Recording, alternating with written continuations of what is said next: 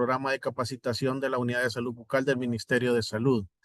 Este día pues tenemos la temática a tratar es el tema tratamientos de emergencia de origen pulpar, y para ello tenemos el agrado de contar este día con una doctora que ya muchos han de conocer, graduada en cirugía dental de la Universidad de El Salvador en 1993, especialista en endodoncia de la Universidad de Valparaíso, Chile en 1999, cuenta con diplomado en administración de empresas del Instituto Tecnológico de Valparaíso, Chile, tiene la maestría en docencia universitaria de la Universidad Evangélica de El Salvador en 2005, posee el diplomado en auditoría en salud de la Universidad Evangélica de El Salvador, posee un diplomado en metodología de la investigación científica en el 2014, tiene la certificación como tutor virtual en el 2015. Como experiencia, cuenta con mucha experiencia como docente, ha sido profesora del área de endodoncia, pre y postgrado de la Facultad de Odontología de diferentes universidades nacionales e internacionales. Ha sido asesora y jurado evaluador de tesis y trabajos de investigación científica, conferencista nacional e internacional. Dentro de su experiencia laboral, ha trabajado durante 17 años en el Instituto Salvadoreño del Seguro Social como odontólogo especialista, en la área de endodoncia en el Hospital Primero de Mayo de Lis, y coordinadora de los servicios odontológicos de la unidad médica del 15 de septiembre del Instituto Salvadoreño del Seguro Social. Ha sido también decana de la Facultad de Odontología de la Universidad Evangélica de El Salvador en el periodo 2010-2017. Coordinadora de maestrías de la Escuela de Posgrado de la Facultad de Odontología de la Universidad de El Salvador 2018-2024. Ha realizado su práctica privada como odontólogo especialista en endodoncia desde el 2002 hasta la fecha. Y dentro de otros logros, pues ha sido investigadora, autora invitada en libros de endodoncia, como Tratamiento de Conductos Radiculares y Atlas de Endodoncia, del doctor Mario Roberto Leonardo, autora de trabajos de investigación científica publicados en revistas indexas nacionales e internacionales, asesora de tesis y trabajos de investigación científica de grado y posgrado en diversas universidades, participación en la Federación Odontológica de Centroamérica y Panamá, FOCAP, así como la Asociación Sociedad Dental del Salvador, ASODE, y la Asociación de Mujeres Odontólogas Salvadoreñas, AMOS. Tengo el agrado de presentar a la doctora y Master of Science Ruth Elizabeth Fuentes de Cermeño, quien este día pues nos va a desarrollar el tema tratamientos de emergencia de origen pulpar. Queda con ustedes la doctora Ruth Fuentes de Cermeño.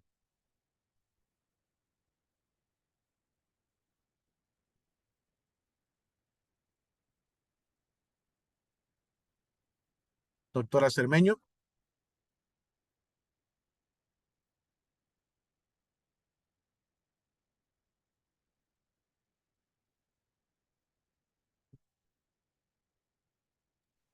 Hola, doctora, ¿se encuentra por ahí? Doctora Cermeño, el micrófono lo tiene desactivado. Ahorita. Gracias, doctora. Sí, ahorita, perdón. Voy a compartir nuevamente mi pantalla. En un momento me dicen sí. De acuerdo.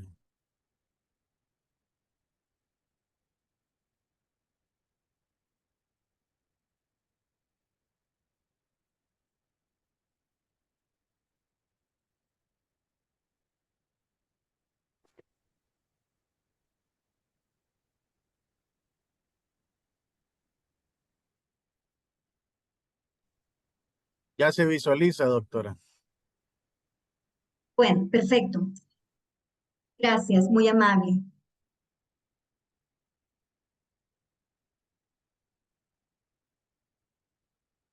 ¿Me escuchan? Sí, doctora, adelante, ya puede comenzar. Gracias. Tengan todos muy buenas tardes. Agradezco esta invitación. Para mí es un honor poder estar con ustedes, con el personal del Ministerio de Salud.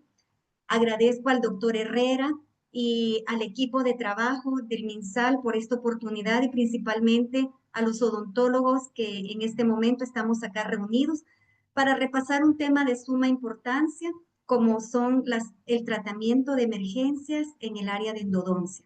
Tengan todos muy buenas tardes. Mi nombre es Ruth Fuentes de Cermeño.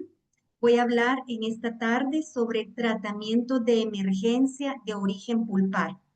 Creo que es un tema no solo que le compete al especialista en endodoncia, sino que es un tema que le compete a todos los odontólogos, principalmente los que estamos día a día con la práctica clínica. Así que sean todos bienvenidos. Muchas gracias antemano por toda su atención y vamos a dejar un espacio al final.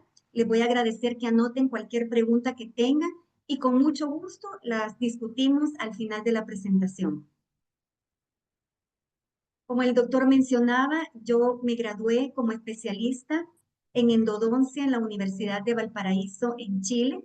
Inicialmente hice mis estudios de grado en la Universidad del Salvador y desde hace 26 años soy especialista en el área de endodoncia.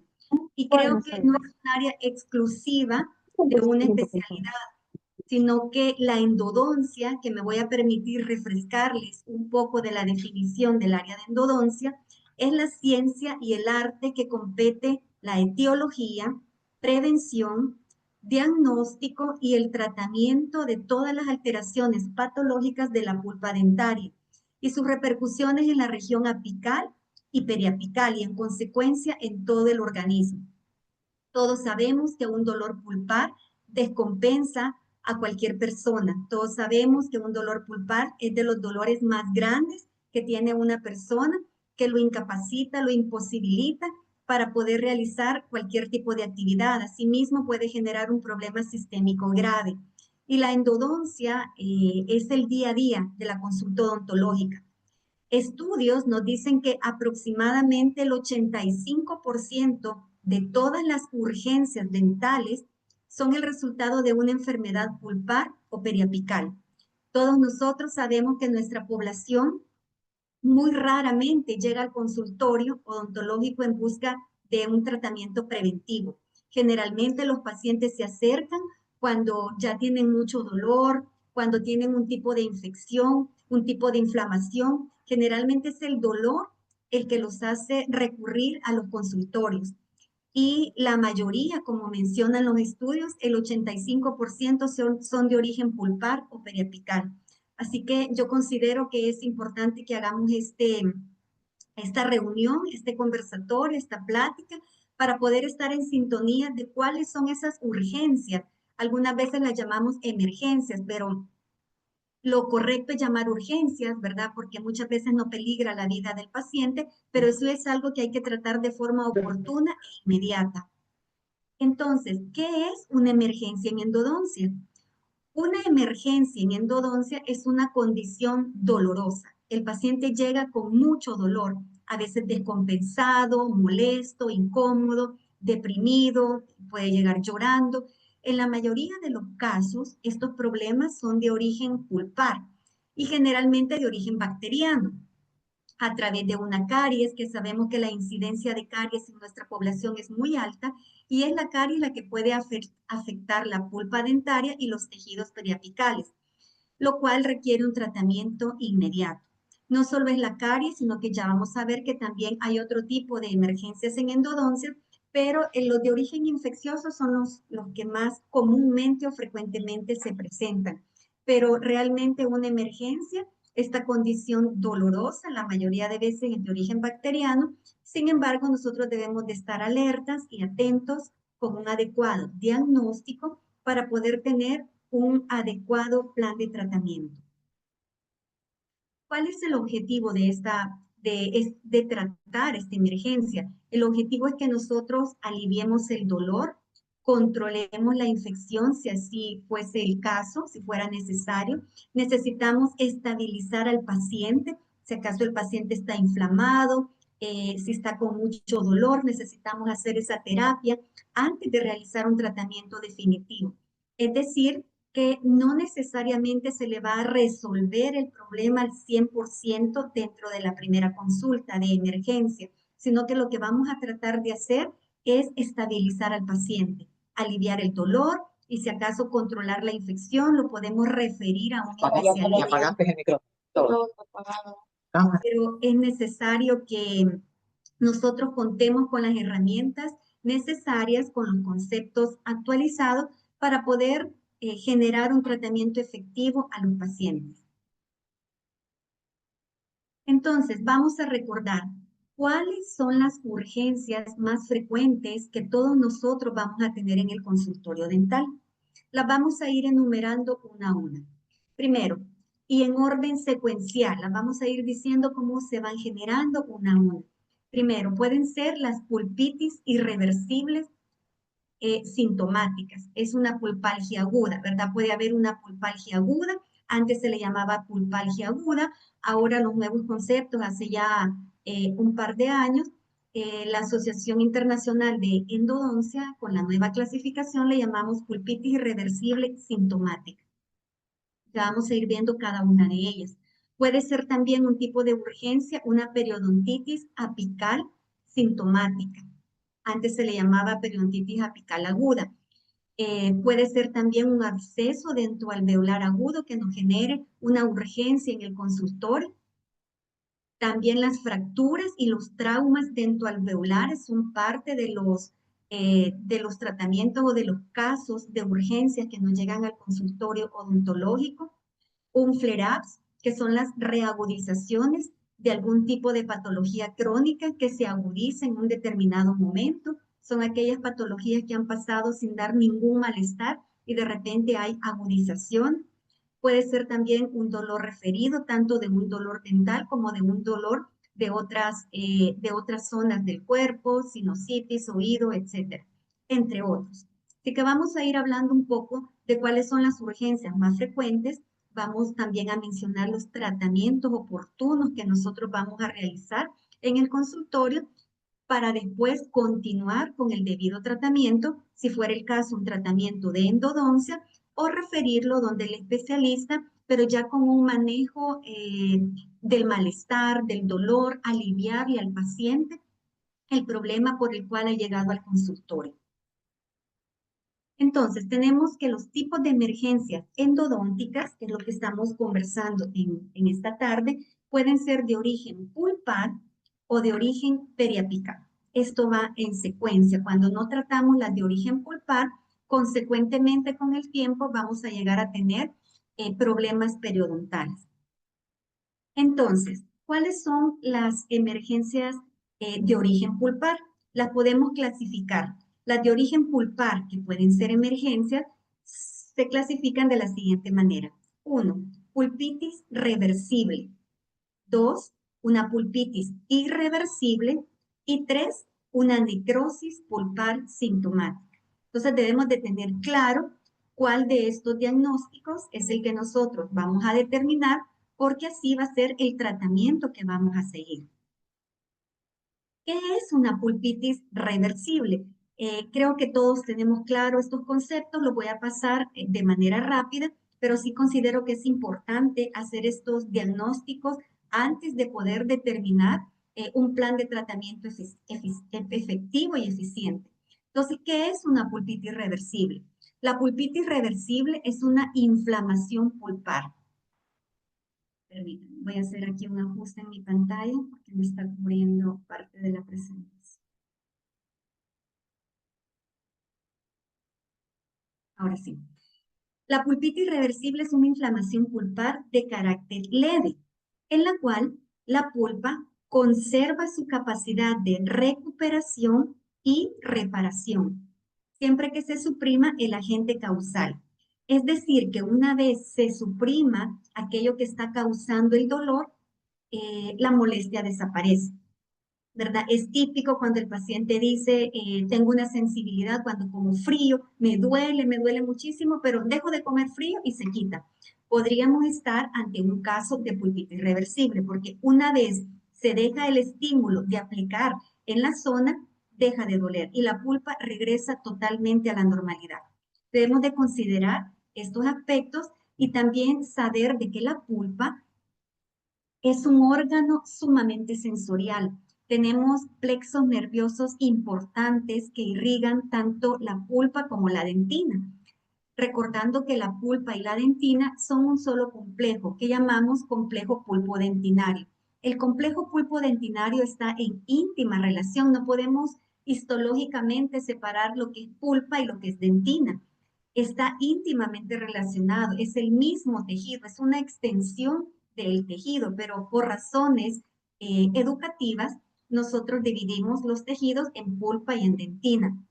Pero si vamos a la histología, podemos ver que las células, la prolongación de los odontoblastos, las fibras nerviosas que acompañan esa prolongación del odontoblasto, el líquido que hay dentro de los tubulillos dentinarios, todo esto es parte de las células que se encuentran en la pulpa. Entonces, de alguna manera, nos vemos afectados no solo cuando se llega a tocar la pulpa, sino que desde que se toca dentina, desde que hay una injuria en dentina o incluso en esmalte, nosotros ya estamos injuriando la pulpa.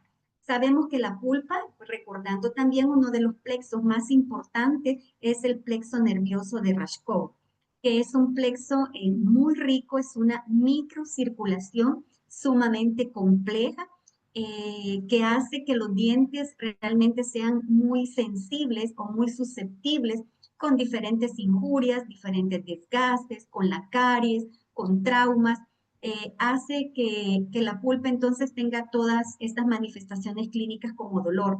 Asimismo, hace que el proceso inflamatorio, que es un proceso de defensa, es un mecanismo de defensa, en la pulpa se genere de una forma un poco más compleja, porque la pulpa está en un ambiente rígido, como en un ataúd, y cuando se dan los procesos inflamatorios, no es como en otro tejido, que puede haber una expansión, que puede haber una generación de sustancias inflamatorias, que son parte del proceso normal, pero cuando se dan en la pulpa, estos pueden generar daños tisulares irreversibles si no se tratan de forma adecuada o si el proceso persiste.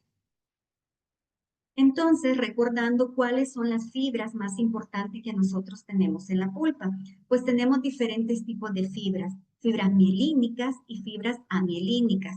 Es importante saber que la conducción del dolor en unas es más rápida, en otras tarda un poquito más, pero cualquiera que sea el tipo de inervación, ya sea hacia la pulpa central, donde tenemos mayor número de fibras C, que son fibras amielínicas, o en la pulpa periférica y en dentina, donde tenemos mayor número de fibras mielínicas, como son las A beta y las A delta, todas nos generan dolor. La diferencia es en el tipo de conducción que tienen cada una de ellas.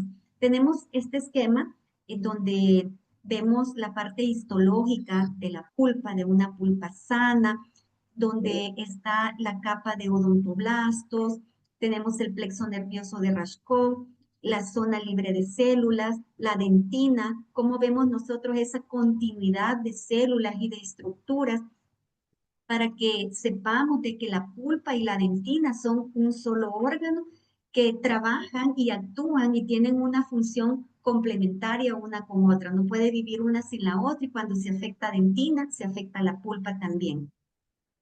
Mencionaba anteriormente sobre las características de las fibras nerviosas, el tipo de dolor que provocan, el umbral del dolor es diferente en las fibras C, las fibras A delta, y nosotros debemos de tener presente cuando estamos, por ejemplo, ante una pulpitis reversible, conocer estas células para saber si la patología, el malestar que el paciente llega al consultorio puede ser tratado de manera conservadora con algún tratamiento o de manera radical, considerando la extirpación parcial o total de la pulpa.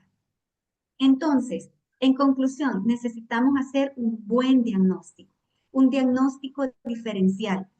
Para ello, solo recordarles lo que todos ustedes hacen de manera diariamente, todos los días, lo hacemos con nuestros pacientes, una adecuada anamnesis, preguntarle al paciente no solo de su estado sistémico de salud, sino que de la historia de la presente enfermedad, que nos cuente un poquito sobre eso, la localización del dolor, la duración del dolor, la intensidad del dolor. Todas esas son preguntas que vamos a ir guardando para armar este rompecabezas que es la determinación de cuál es el diagnóstico, cuál es la patología ante la cual nosotros vamos a generar una estrategia de ataque, de alivio para poderle dar a nuestro paciente que llega a la emergencia, que llega con dolor y nosotros tenemos que ayudarle, tratarle, resolver eso. Entonces, también tenemos que preguntarle cuáles son los factores desencadenantes. Todo esto con palabras sencillas que el paciente nos entienda, ¿verdad? Cuando le da el dolor, le da con el calor, le provoca con el frío, le provoca con la masticación cada vez que muerde, en qué lado, en qué zona. Todas esas características tenemos que preguntarle, entre muchas otras preguntas al paciente.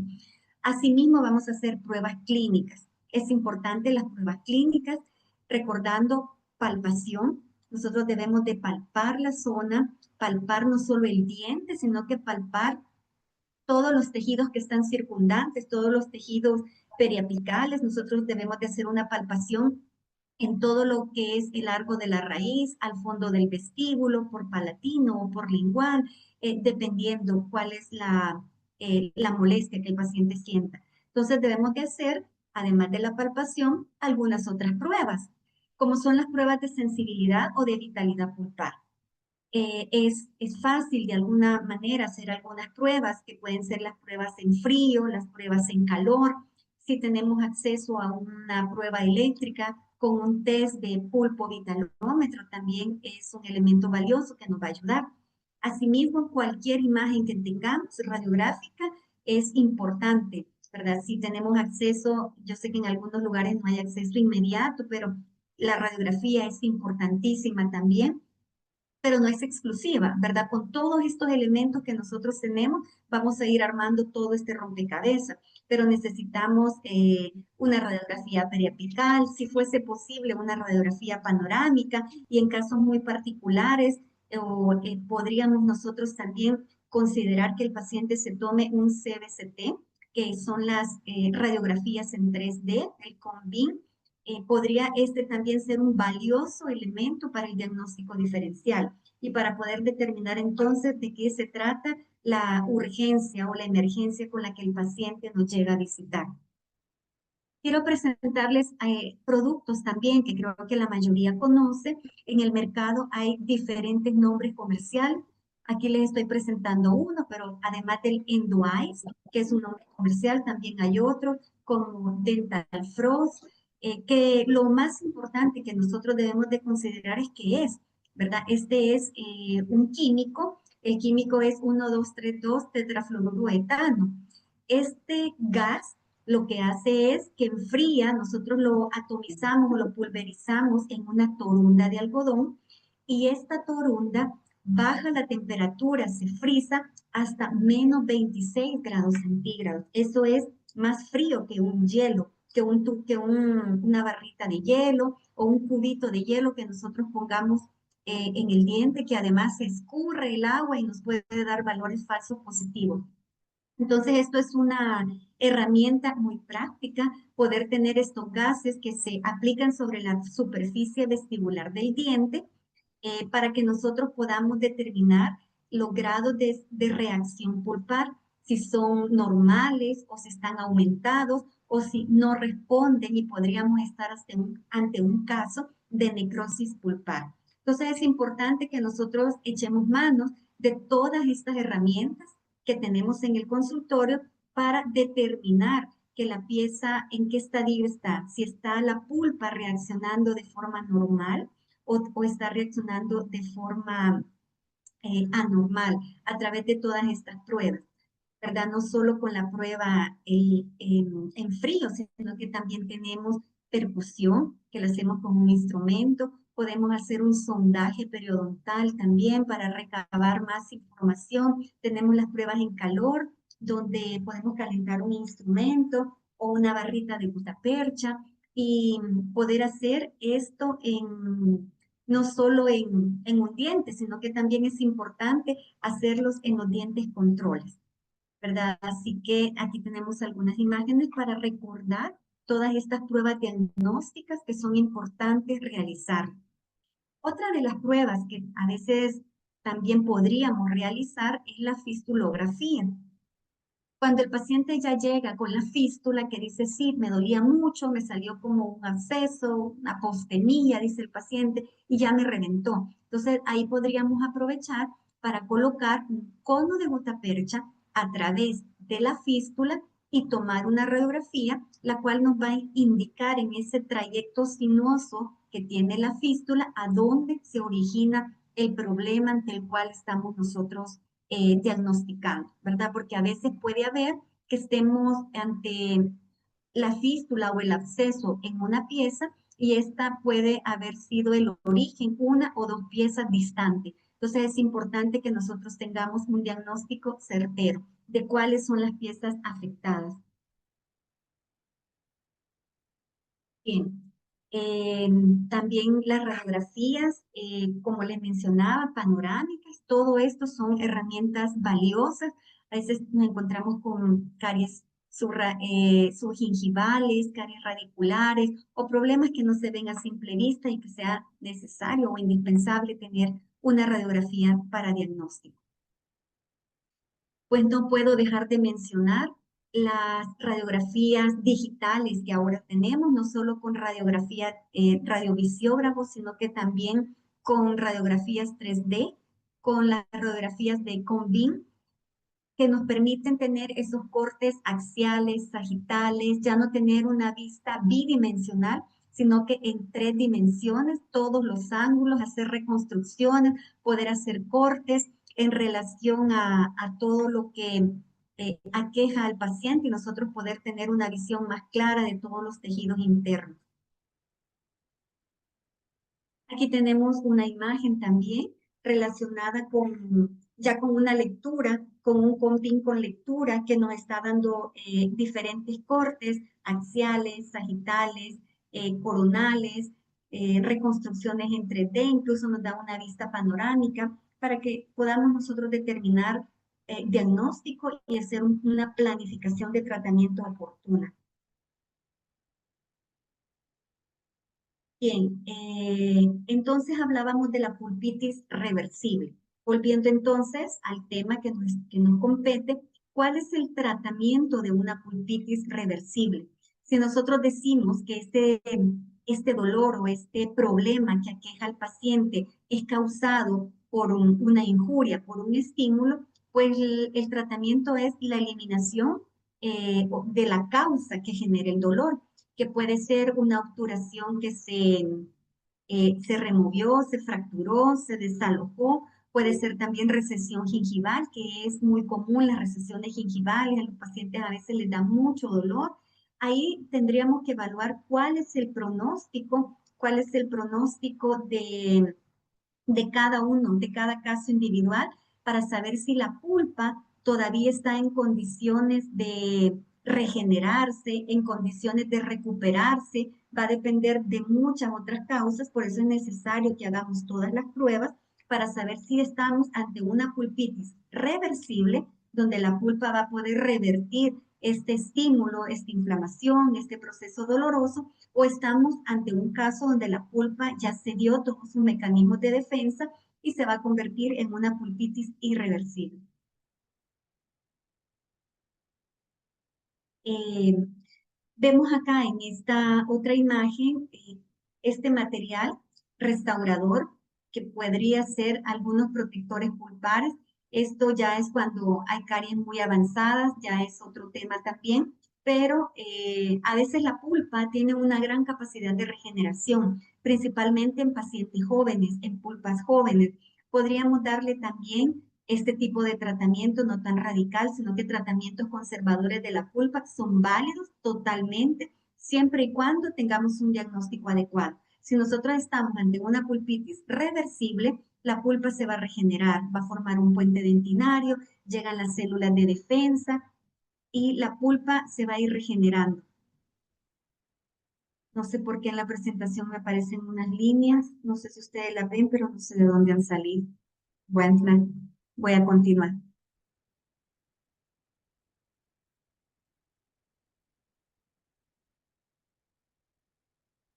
Bien, pulpitis irreversible. La pulpitis irreversible es la inflamación pulpar persistente. Esta pulpitis es caracterizada por un dolor espontáneo. Ahí estamos ya con otro nivel. El dolor es espontáneo, ya no es el dolor provocado, sino que es un dolor espontáneo. Es un dolor prolongado, intenso, que no remite tras retirar el estímulo y que inevitablemente va a conducir a la necrosis pulpar. Esto ya es un estadio más avanzado. Este tipo de dolor, ya las células de defensa, todos los mecanismos de defensa que tiene la pulpa, llegan entonces a sucumbir y entonces ya llega a haber ya un problema que ya no se va a revertir. Entonces, la pulpitis irreversible. ¿Cuáles son los síntomas de una pulpitis irreversible? Los síntomas van a ser un dolor espontáneo, un dolor continuo, un dolor exacerbado por el calor, ya en los estadios más avanzados, el paciente le puede decir con todo lo caliente me duele muchísimo más, pero es un dolor realmente desesperante. ¿Cuál es el manejo de esta urgencia? De este tipo de patología, como es la pulpitis irreversible, el tratamiento es pulpotomía o pulpectomía. La pulpotomía es la extirpación parcial de la pulpa si estamos en un paciente joven y tenemos todas las características para hacer un tipo de procedimiento conservador. O si estamos ante una pulpa madura, tendrá que ser una pulpectomía o extirpación total de la pulpa. En una clínica de emergencia, yo entiendo, si ustedes están en su consultorio, en la unidad de salud, a veces el tiempo es muy corto, las herramientas que se tienen también pueden ser en alguna manera limitadas. Ustedes pueden realizar la apertura cameral, pueden hacer la desinfección de la cámara pulpar y un cierre temporal con un cemento temporal de la cavidad y remitir al paciente donde un especialista. Este tipo de tratamiento sí puede ayudar a aliviar el dolor porque se genera un alivio de la presión intracameral que puede estar generando la inflamación pulpar, porque este dolor viene de los procesos inflamatorios que se dan dentro de la pulpa, de compresión que hay dentro de esa microcirculación que se da de las arteriolas, de los vasos y de todo el sistema nervioso del conducto radicular. Entonces, el tratamiento es pulpotomía o biopulpectomía. Bien, la pulpa, hay estudios que muchos autores confirman, puede incluso inflamarse antes de la invasión bacteriana directamente en la pulpa. Las bacterias no han llegado directamente a la pulpa, por ejemplo, en una lesión cariosa, cuando las toxinas, los elementos que las bacterias producen, pueden llegar a través de los tubulillos dentinarios y generar procesos inflamatorios en la pulpa. Entonces también es importante que nosotros determinemos cómo es el estado de la pulpa. ¿Me escuchan? Hola. Sí se escucha, doctora. Favor a todos, por favor, mantener apagados sus micrófonos para no interferir, por favor. Gracias. Bien, entonces continuando, les decía que la pulpa puede inflamarse aún antes de la invasión bacteriana. Entonces es importante determinar si bastará, en este caso, por ejemplo, con la eliminación total de la caries y hacer tratamientos más conservadores, protectores pulpares, protectores que se ponen en dentina, desinfección de la zona y hacer un tratamiento conservador, no necesariamente una endodoncia, cuando estamos ante una pulpitis reversible. Esta otra imagen es importante también saber que cuando hay una infección bacteriana superficial, ya lo que les mencionaba, hay ciertos productos de las bacterias, aunque las bacterias estén en esmalte y dentina, que de alguna manera ya injurian a la pulpa, pero hay mecanismos de defensa que tiene la pulpa, se acciona toda una batería de defensa para controlar esta infección. A veces incluso la pulpa en la parte coronal o en la parte de los cuernos pulpares o muy cercana a las lesiones, hay una presión intrapulpar porque hay inflamación y la inflamación es parte de la defensa de la pulpa y pueden generar esas presiones que dan dolor de la pulpa, pero ya en los tercios medios o el tercio apical podría en algún momento la pulpa estar con un tipo de presión más tolerable que no nos provoca alguna injuria. Pero como estos procesos son progresivos, ¿verdad? Va a depender de qué tanto los mecanismos de defensa estén activos de cuánto tiempo hayan pasado, de muchos factores también de la virulencia de los microorganismos para saber si la pulpa realmente puede superar este tipo de injurias. Entonces veíamos que no tenemos que perder de vista por qué pasan todos estos procesos y pasan las defensas porque sí tenemos muchísimas células de defensa, incluso la pulpa tiene unas células características que no están en todos lados del cuerpo, como por ejemplo las células mesenquimatosas indiferenciadas. Estas células mesenquimatosas indiferenciadas pueden, si alguna de las células muere, ellas pueden llegar y sustituirla, como pueden llegar a sustituir hasta un odontoblasto, que es una célula característica, y al llegar a sustituir este odontoblasto, mantener lo que es la vitalidad de la pulpa. Entonces es importante ver cómo estas guerreras, estas células guerreras, van luchando contra cualquier injuria que se presente y poder generar lo que es mecanismos de defensa para proteger la pulpa. Sin embargo, cuando pues estos mecanismos ya no pueden ser efectivos, tenemos que hacer la extirpación de la pulpa o lo que es la biopulpectomía, como lo vemos en este caso, donde algunas veces ya todas las características clínicas, toda la sintomatología nos dice que estamos ante una pulpitis irreversible, pues entonces el tratamiento efectivo será la extirpación de la pulpa para poder conservar el órgano dental en la boca. Tenemos acá también una imagen de cuando nosotros hacemos la eliminación del techo pulpar o vamos a hacer la eliminación en una pulpotomía donde solamente vamos a extirpar la pulpa cameral, que puede ser un tratamiento de emergencia, extirpar solamente la pulpa cameral, se elimina el techo con fresas y con cucharillas se elimina lo que es la pulpa que está alojada en la cámara pulpar y podemos dejar con ciertos medicamentos especiales como por ejemplo trióxido mineral agregado, biodentin, que son algunos de los medicamentos que se pueden dejar dentro de la entrada de los conductos radiculares. Esta imagen también me gusta mucho porque nosotros vemos la cantidad de vasos, toda la vascularización que se tiene dentro de la cámara pulpar y realmente vamos valorando todos los mecanismos de defensa y las estructuras tan importantes y que se dan dentro de la cámara pulpar.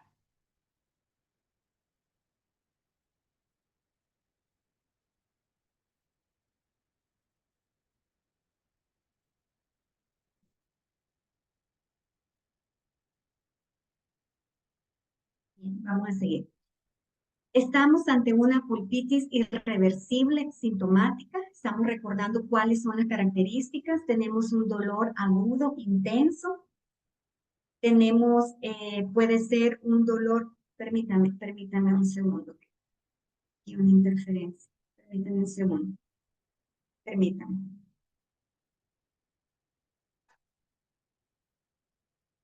Bien.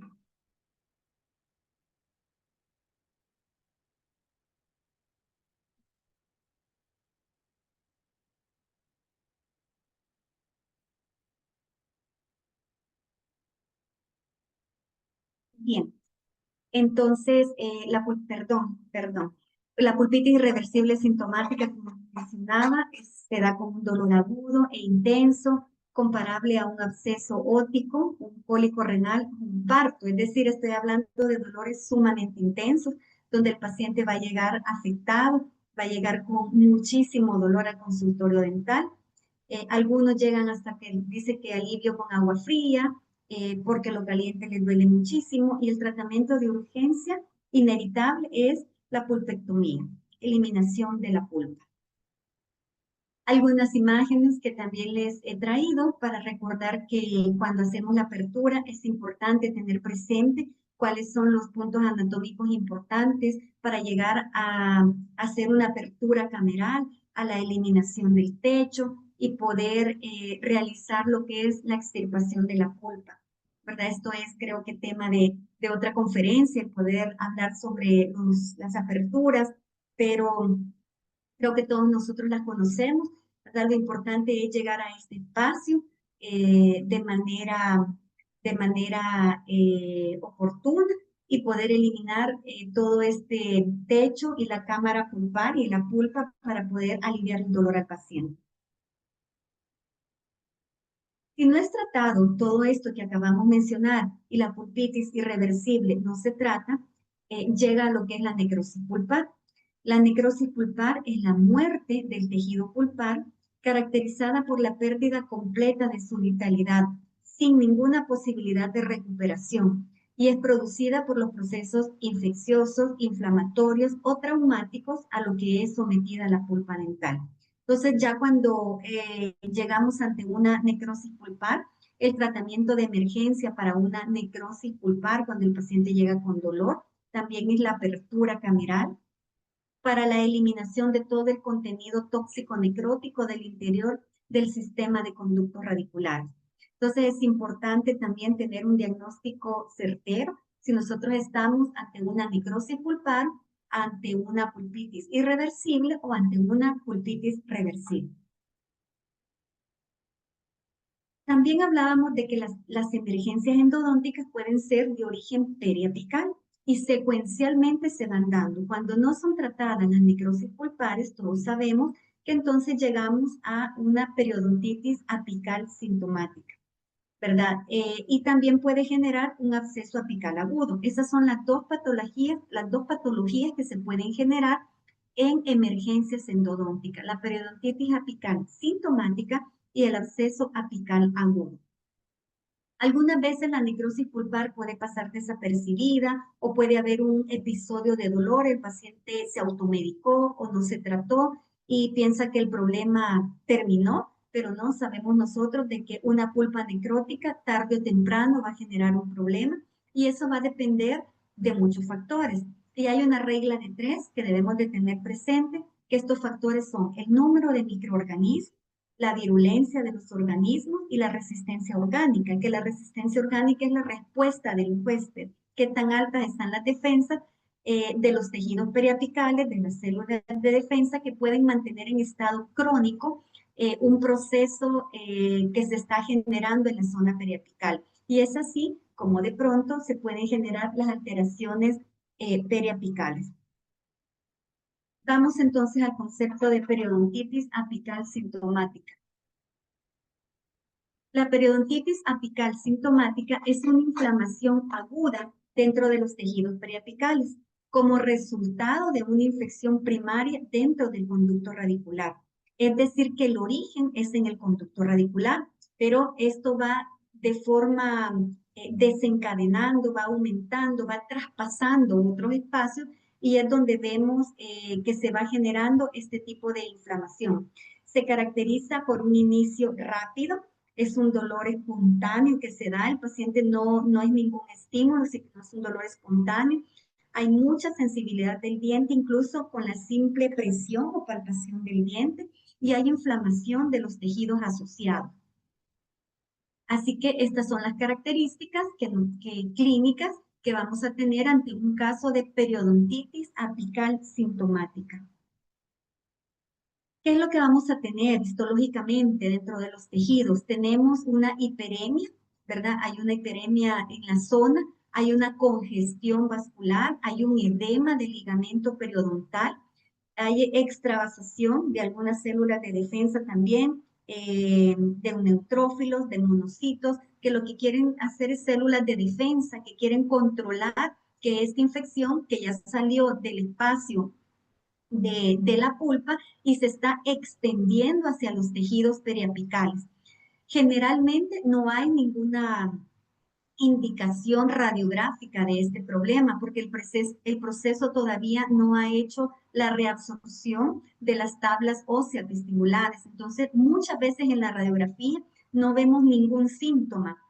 No se ve claramente en la radiografía que nosotros tengamos una zona radiolúcida en la zona apical, pero sí el paciente tiene muchísimo dolor, porque como les decía,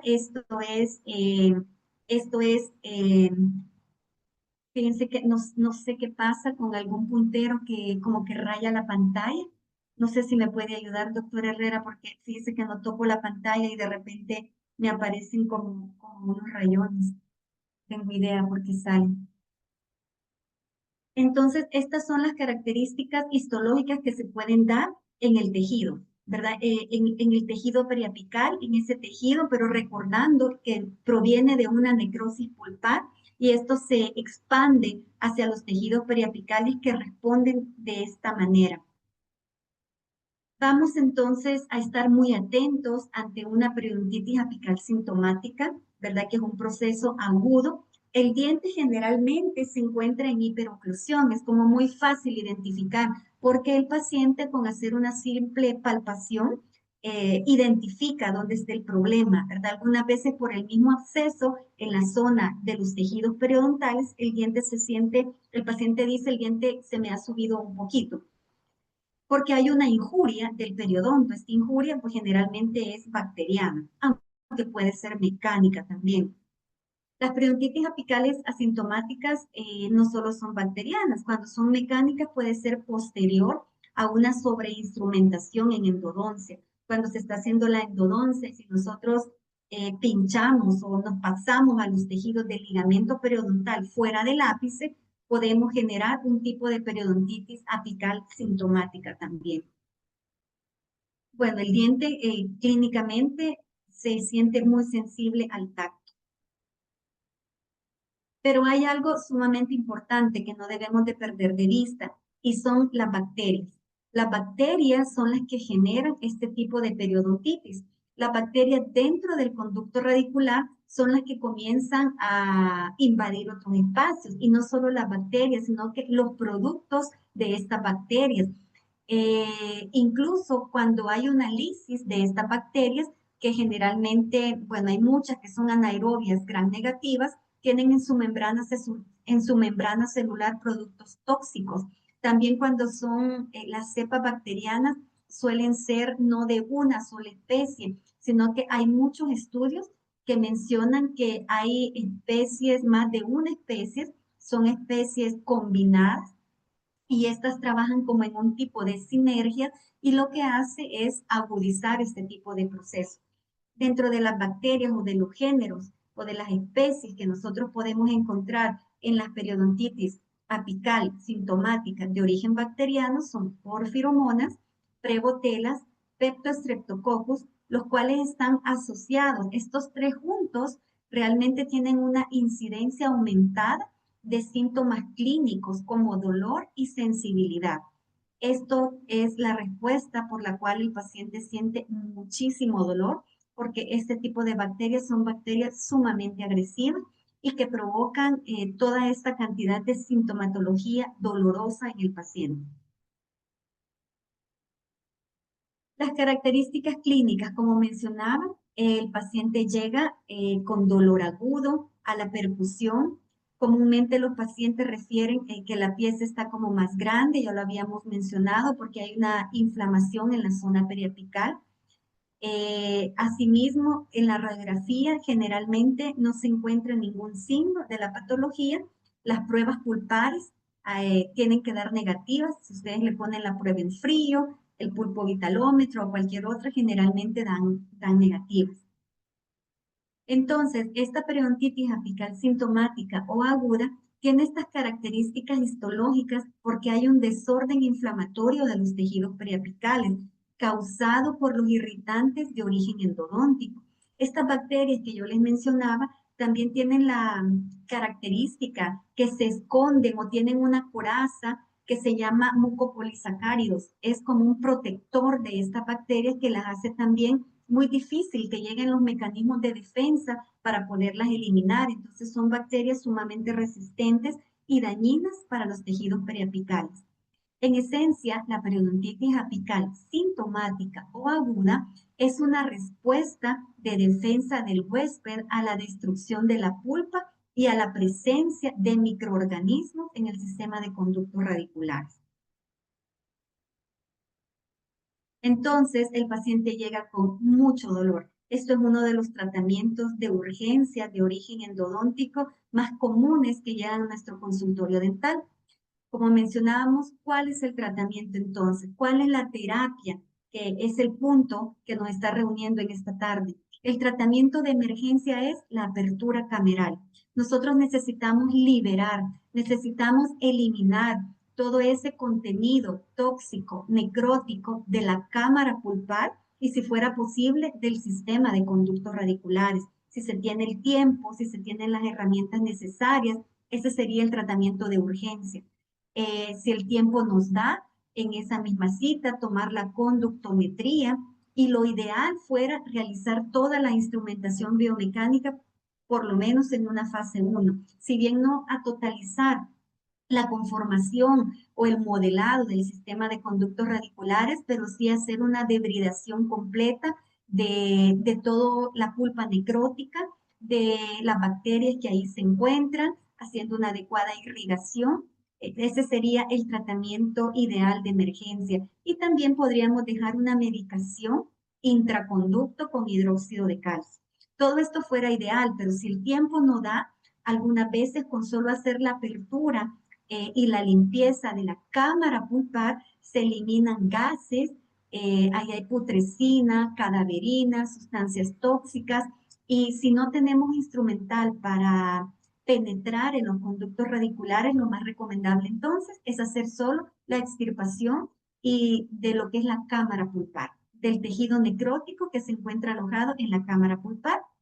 Y ya con eso nosotros podemos derivar al paciente donde un especialista, y podemos también aliviarle principalmente el dolor al paciente, acompañándolo de una medicación farmacológica que más adelante se la voy a recordar. Luego, si estos procesos no son tratados adecuadamente, si nosotros no logramos, el paciente no llega en un momento oportuno y el paciente lo deja, puede desencadenar otro tipo de patología, que es el absceso dentoalveolar agudo. Los abscesos dentoalveolares agudos tienen ciertas características. Es una entidad patológica que se caracteriza ya por la presencia de una colección purulenta iniciada en la pulpa y que se expande a nivel de los tejidos periapicales del diente, ¿verdad? Entonces ya cuando el paciente llega en un estadio más avanzado, ya el paciente llega abscedado.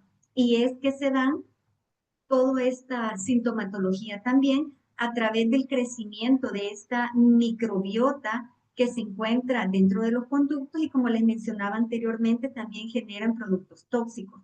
Asimismo, todos los mecanismos de defensa que el organismo genera pueden hacer toda esta congestión que se da. Entonces, el paciente llega con un dolor intenso, llega inflamado. Hay una inflamación que puede ser local o depende del estadio en el que el absceso se encuentre, puede ser difusa o puede ser extendida hacia otros espacios, incluso puede tener fiebre.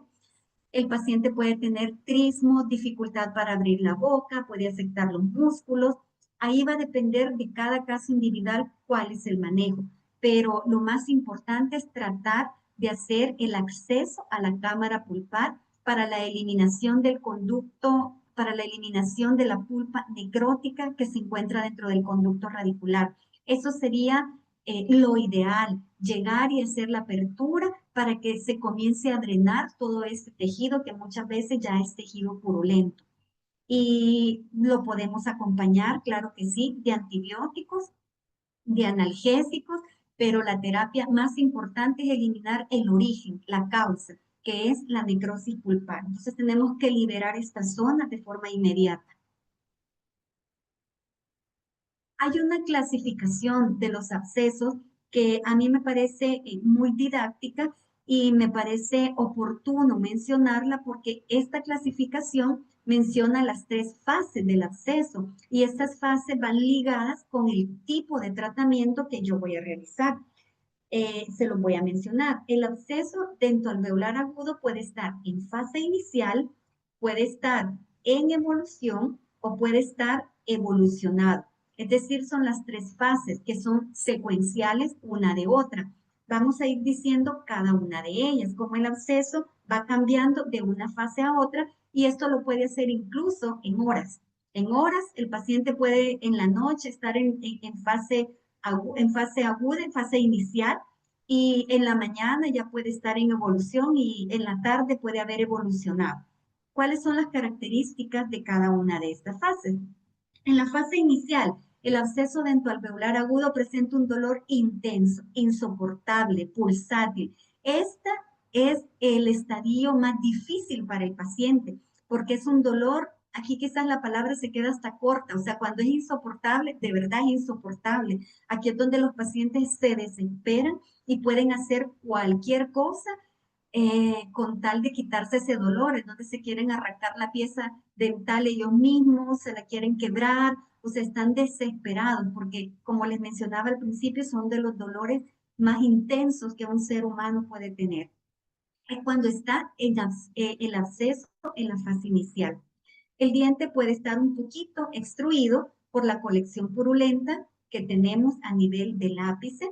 Puede, si hay dolor a la percusión, dolor a la palpación, dolor a la percusión, puede haber también un poco de movilidad dental. Hay una congestión a nivel del ápice, hay una saturación de sustancias inflamatorias, de colección purulenta, de bacterias, de productos bacterianos, entonces todo eso hace que sea mucho más complejo.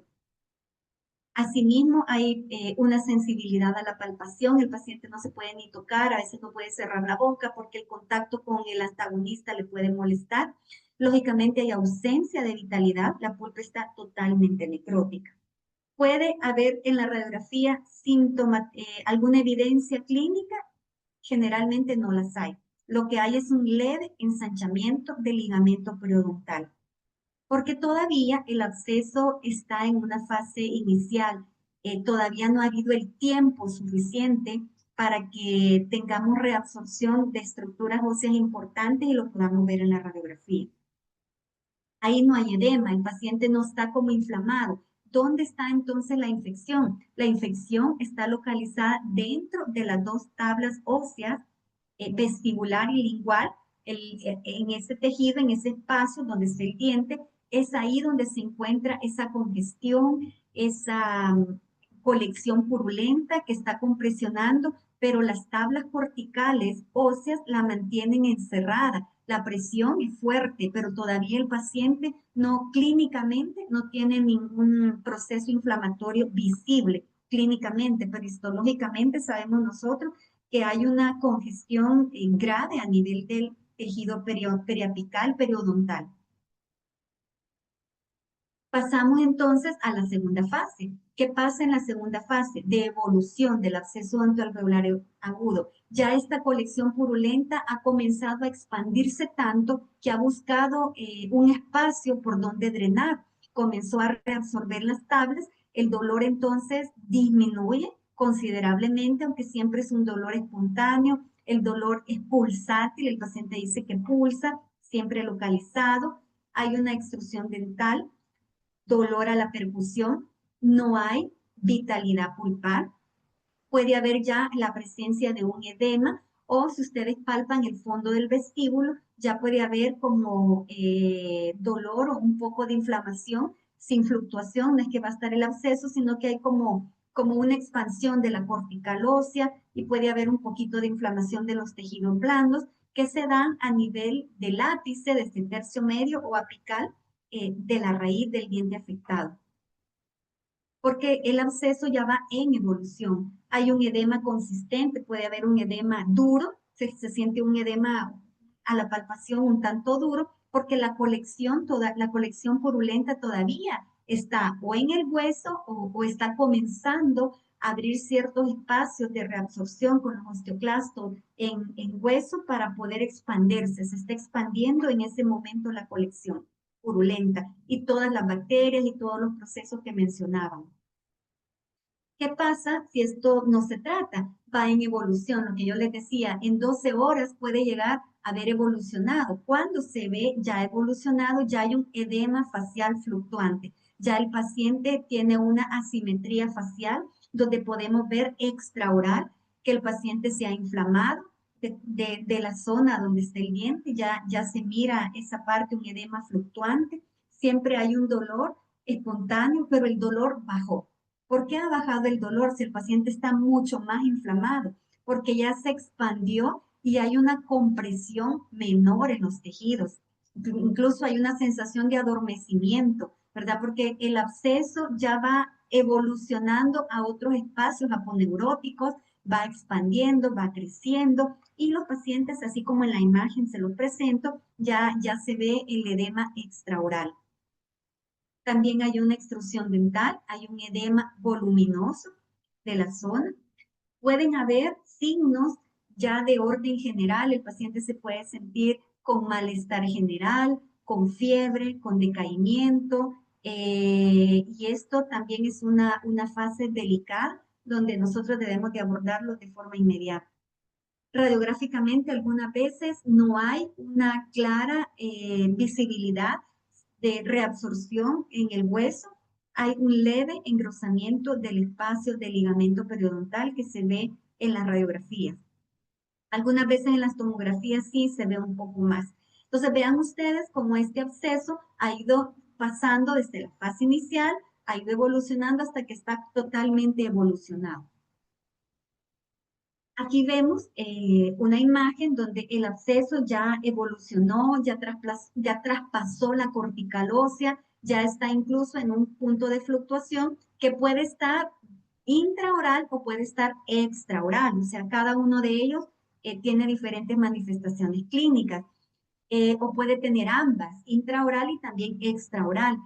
Si es el caso, como en esta imagen, que el absceso se ve ya con punto de fluctuación muy próximo, sí podremos hacer el drenaje del absceso a través de la mucosa o del espacio al fondo del vestíbulo. Podemos hacer nosotros una incisión y ayudar a evacuar ese espacio conjuntamente con la apertura y eliminación, como les mencionaba, del contenido necrótico del conducto radicular. Entonces, ¿cuál es el tratamiento de este tipo de absceso? Claro, nosotros podemos mencionar el tratamiento farmacológico, algunos pueden ser hasta inyectables, pero realmente el tratamiento de urgencia es el acceso cameral. Nosotros tenemos que llegar a la cámara pulpar, tenemos que hacer la apertura, la limpieza y desinfección, al menos inicial, del conducto radicular.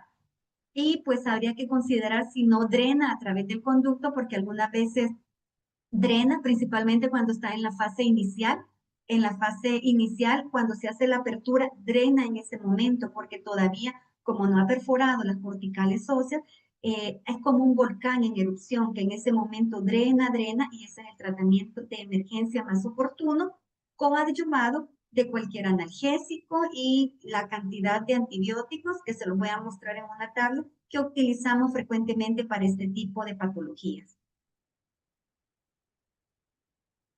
Entonces, algo bien importante es la apertura coronaria, la neutralización inmediata del contenido séptico o el tejido necrótico. Irrigación. La irrigación, me pueden preguntar algunos, pero ¿con qué irrigamos? Puede ser con clorexidina, con solución salina, con hipoclorito de sodio a baja concentración. O sea, realmente la irrigación es parte, pero lo que tenemos que hacer es eliminar, extirpar, sacar este tejido contaminado que nos está generando el problema, esta colonia bacteriana. Si está evolucionado, si ya está en esa fase con punto de fluctuación, podría hacer un drenaje quirúrgico. Si no tiene punto de fluctuación, solamente el edema facial, entonces no está indicado el drenaje a través del fondo del vestíbulo. Cada caso es bien particular, cada caso evoluciona diferente. Hay pacientes que hacen punto de fluctuación extraoral, como una espinilla grande. Hay otros que lo hacen intraoral. Algunas veces cuando el absceso está en evolución, enjuagues de agua tibia hacen que el absceso tenga más resistencia por la vasodilatación y puedan generar este punto de fluctuación dentro de la cavidad oral, que es más fácil que hacerlo por la parte facial. Analgésicos, antiinflamatorios y antibióticos son indicados como parte de la terapia. Y enjuagatorios también son indicados, ¿verdad? Pero son nada más coadyuvantes. Pueden haber compresas de agua tibia, pero son mejores las que son intraorales para que drenen por la cavidad oral y no fuera de la cavidad oral. Depende en qué fase de evolución se encuentre. Bien, finalmente este es el cuadro que yo les mencionaba, que ustedes pueden echar mano, creo que todos tenemos acceso a algún tipo de estos antibióticos que puede ser desde la amoxicilina, aunque idealmente pudiera ser amoxicilina con ácido clavulónico, que puede ser una cada 12 horas. Pueden usar penicilina B potásica, la clindamicina también está indicada, la acitromicina es otro de los antibióticos que funcionan súper bien en este tipo de abscesos. La acitromicina es una tableta de 500 miligramos cada 24 horas. Si en la unidad de salud cuenta con metronidazol, también es una opción. Tienen efectos eh, beneficiosos, ¿verdad? Y algunos efectos secundarios. La cefalexina también podría ser otro antibiótico a escoger. Este es un caso clínico también que resolví en una institución también pública. Voy a resumir el caso. El absceso ya estaba en evolución. Este fue el drenaje también que se hizo. Drenó por todos lados, drenó por el diente, pero también tenía punto de fluctuación intraoral.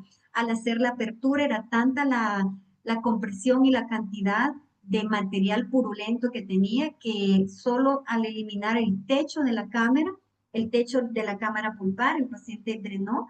Luego ya deja de drenar generalmente. Drena por unos de 3 a 5 minutos, hay que tener un poquito de paciencia y luego dejan de drenar y lo mejor es cerrarlos para que no tengamos una contaminación adicional al dejarlo expuesto a la cavidad oral. Entonces se pone un algodoncito estéril con un cemento provisional.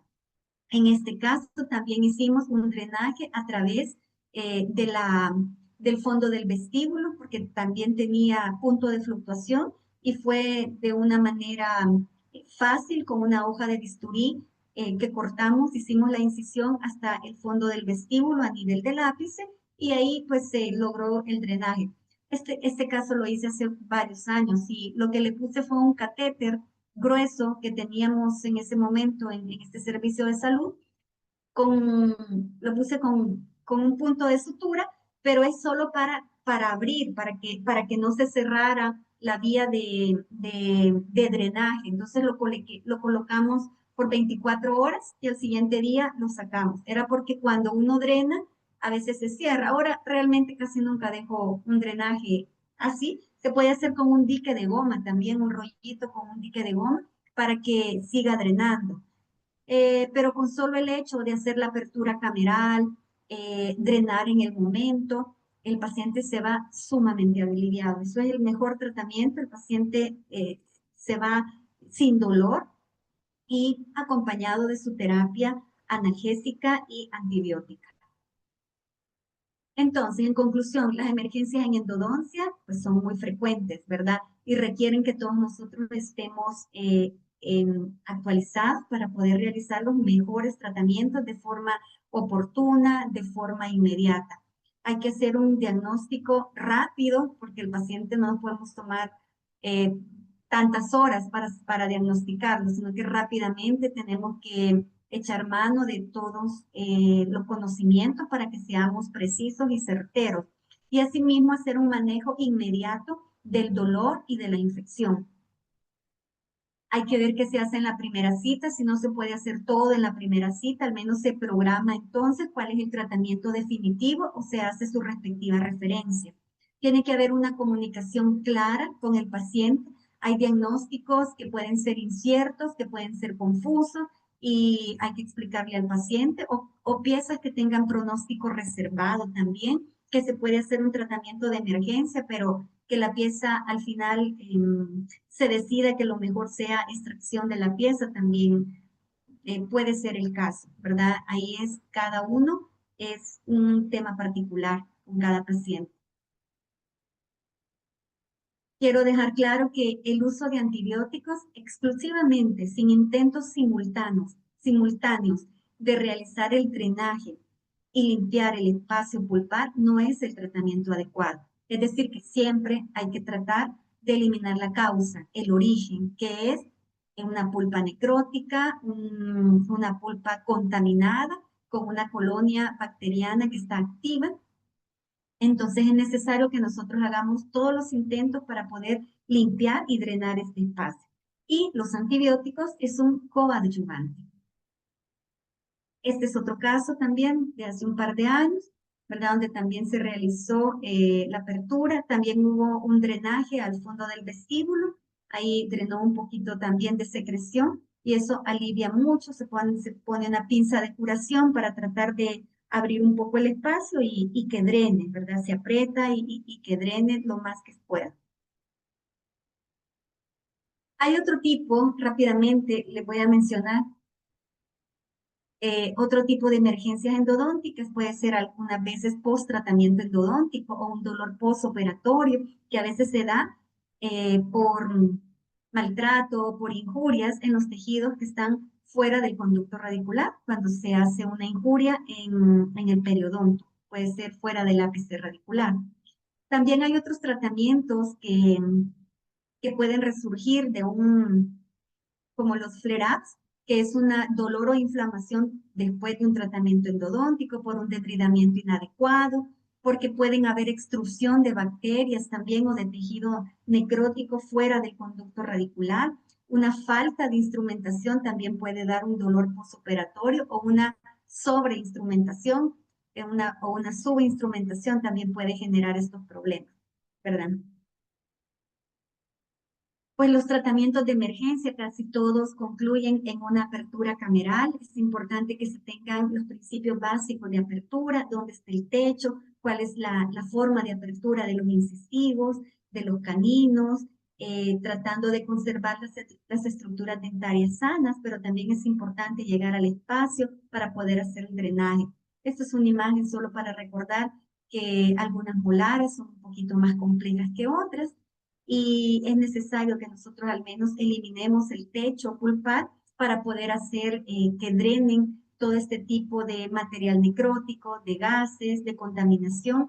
Es necesario que recordemos los principios de apertura.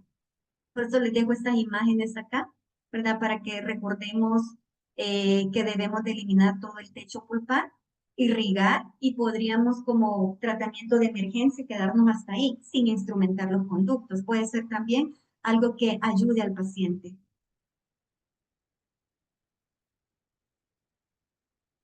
Este es un artículo que publiqué hace varios años en la revista O con un equipo de profesores también.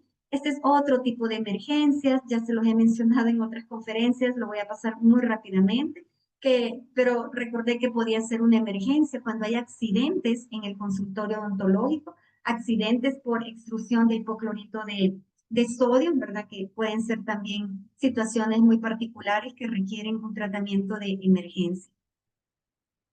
Otro de los tratamientos de emergencia pueden ser los traumas, que de repente puede llegar a la clínica un paciente que ha sufrido un trauma y si ha habido una fractura de un diente con la exposición de la pulpa, puede ser otro de los tratamientos de emergencia. Ahí va a depender de cada caso particular. Pues yo estoy muy, ¿cómo decirle?, muy comprometida con la conservación de la pulpa y he hecho muchos tratamientos conservadores donde solo hacemos extirpación de pulpa cameral o incluso tratamientos de regeneración pulpar en pacientes jóvenes, donde extirpamos la pulpa y hacemos ciertos, bueno, cuando está necrótica, cuando ya están abscesos, y ahí regeneramos pulpa. Pero cuando es así en traumas, se trata de conservar la pulpa siempre que se pueda, ¿verdad? O hacer recubrimientos pulpares directos, recubrimientos pulpares indirectos o pulpotomías. Ya si la pulpa está necrótica en niños o en jóvenes, también están considerados y son válidos los tratamientos de regeneración pulpar.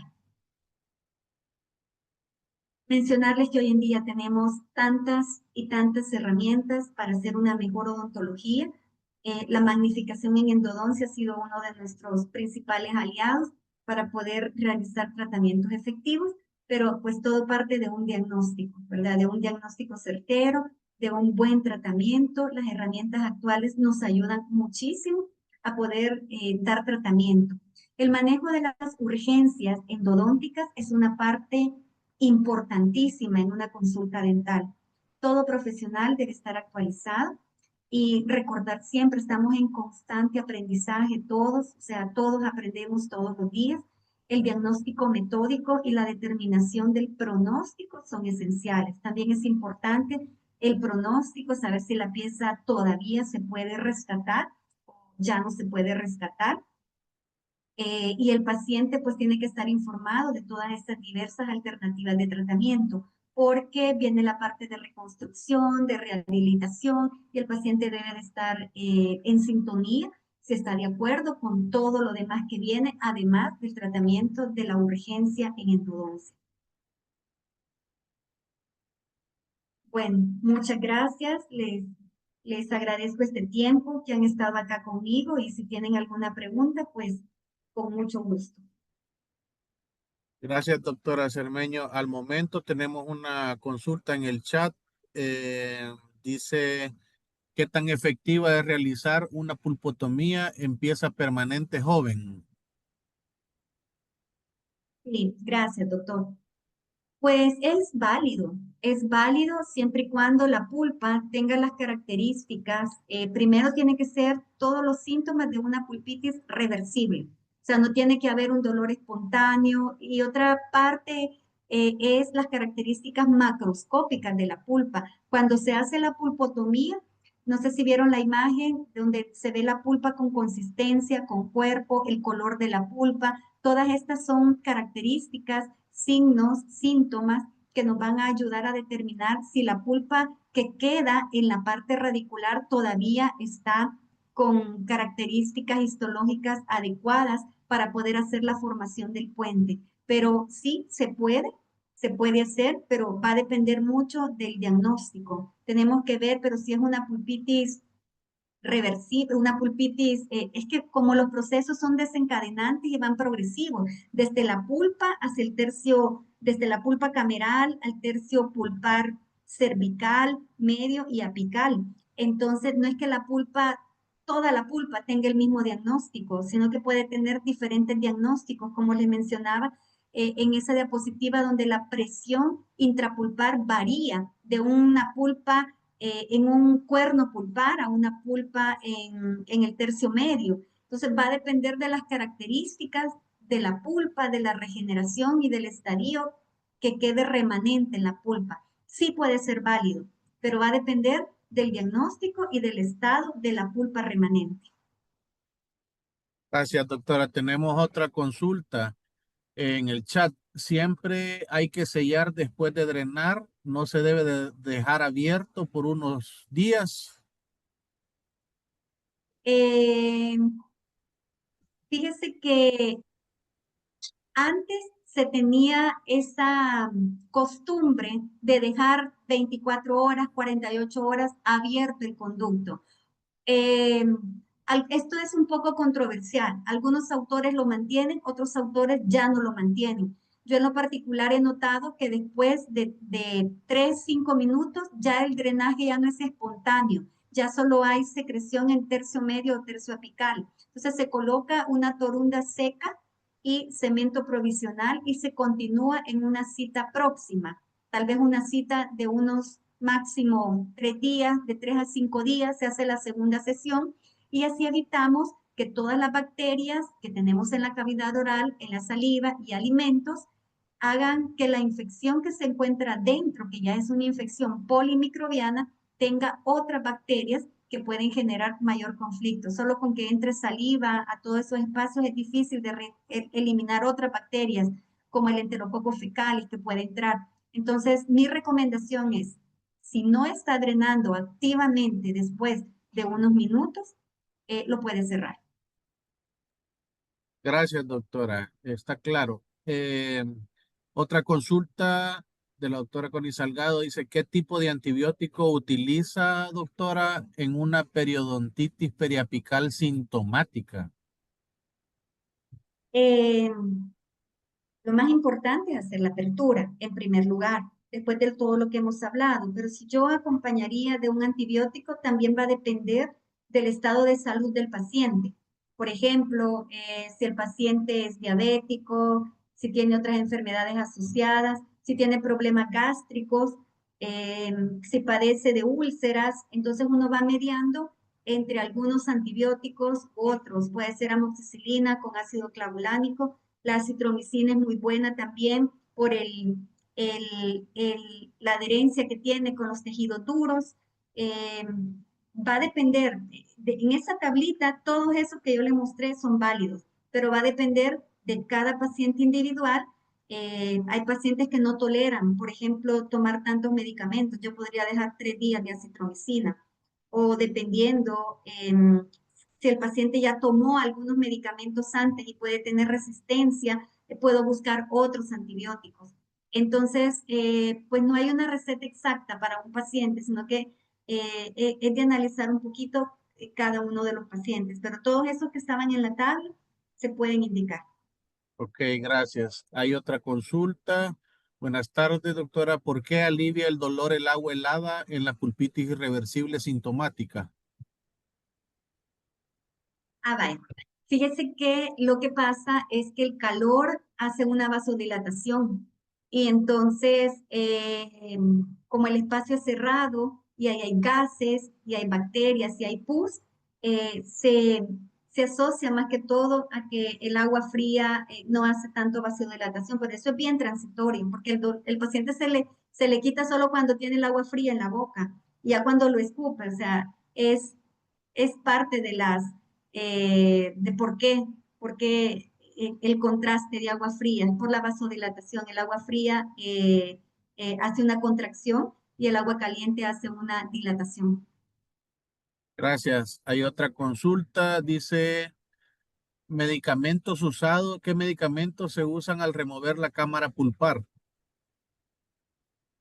Cuando removemos cámara pulpar y queremos dejar medicamentos dentro del conducto, el hidróxido de calcio sigue siendo uno de los medicamentos totalmente utilizados, hidróxido de calcio químicamente puro. Este puede ser mezclado con diferentes soluciones, generalmente con soluciones, puede ser con solución salina, con anestésico, con suero fisiológico, o ya vienen algunas jeringas preparadas donde el tamizaje del hidróxido de calcio es más chiquitito y ya vienen solo de aplicar, más práctica, pero el hidróxido de calcio sigue siendo quizás uno de los medicamentos más usados, aunque se está drenando y hay pus, eh, como el caso que preguntaba la doctora, lo mejor es no dejarlo en esa sesión. Gracias. Tenemos otra. ¿Se puede aplicar hidróxido de calcio aunque no haya excepción pulpar clínica o que solo se vea rojito? Exposición. Sí se puede Exposición, me dejar. imagino que han de haber querido poner.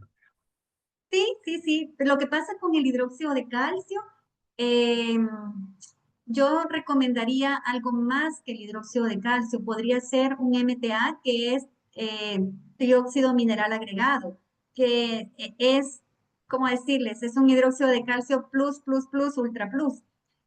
O puede ser un biodentin, porque el polvo químicamente puro de hidróxido de calcio como que no se adhiere, es más para intraconducto, pero para recubrimientos pulpares puede ser desde un MTA, un biodentin, incluso el Dical. Gracias. Otra dice que se coloca después del biodentín o trióxido mineral agregado. Un ionómero de vidrio es indicado, Sobre. un ionómero y después la resina. Podría poner nuevamente el cuadro de antibióticos. Están solicitando que si lo puede proyectar el Un cuadro de gusto. antibióticos. Y Sí, sí, sí. aprovechando otra consulta, dice las piezas permanentes jóvenes, ¿dónde se puede realizar una pulpotomía? ¿Son candidatas a necesitar una endodoncia más adelante? Ah, perdón. Las piezas permanentes jóvenes donde se puede realizar una pulpotomía son candidatas a necesitar una endodoncia más adelante o no siempre es así. Los tratamientos se van observando, se tienen que ir evaluando y sí, pueda que no necesite nunca la endodoncia o pueda en determinado momento que sí la necesiten. Entonces, se dejan en observación.